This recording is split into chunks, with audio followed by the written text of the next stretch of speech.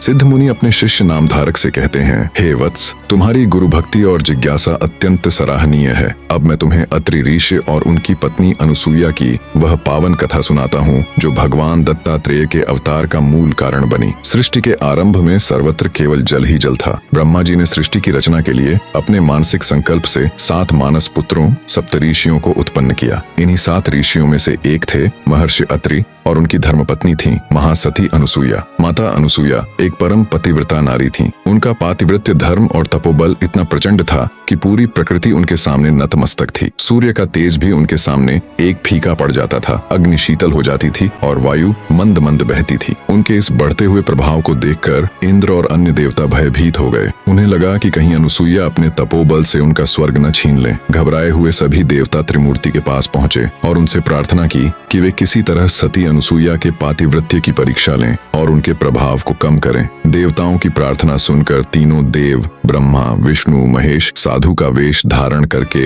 अत्रि ऋषि के आश्रम में पहुंचे। उस समय महर्षि अत्रि अनुष्ठान के लिए बाहर गए हुए थे। साधु वेशधारी त्रिमूर्ति ने भिक्षा की मांग की। माता अनुसूया ने उनका स्वागत किया, उनके चरण धोए और भोजन के लिए आमंत्रित किया। जब भोजन परोसने का समय आया तो साधुओं ने एक विचित्र और कठोर शर्त रख दी। उन्होंने कहा, हे माते, हम साधारण भिक्षुक नहीं हैं। हमारी इच्छा है कि आप हमें निर्वस्त्र होकर भोजन परोसें, अन्यथा हम बिना भोजन किए ही चले जाएंगे। यह सुनकर माता अनुसूया धर्म संकट में पड़ गईं। यदि वे अतिथियों को लौटाती हैं तो गृहस्थ धर्म का अपमान होगा और यदि शर्त मानती हैं तो मर्यादा भंग होगी। तब उन्होंने अपने पति का स्मरण किया और अपने मन की पवित्रता पर विश्वास रखा। उन्होंने सोचा, ये अतिथि मेरे बच्चों समान हैं और एक माँ के लिए निर्वस्त्र होने में कोई विकार नहीं होता। जैसे ही माता अनुसूया ने अतिथि देवो भव का विचार कर उन्हें अपने पुत्र मानकर देखा, एक चमत्कार हुआ। उनके पातिव्रत्य के प्रभाव से तीनों शक्तिशाली देव ब्रह्मा विष्णु और महेश तत्काल 6 महीने के रोते हुए नवजात शिशु बन गए। माता ने उन्हें गोद में उठाया, स्तनपान कराया और पालने में लिटाकर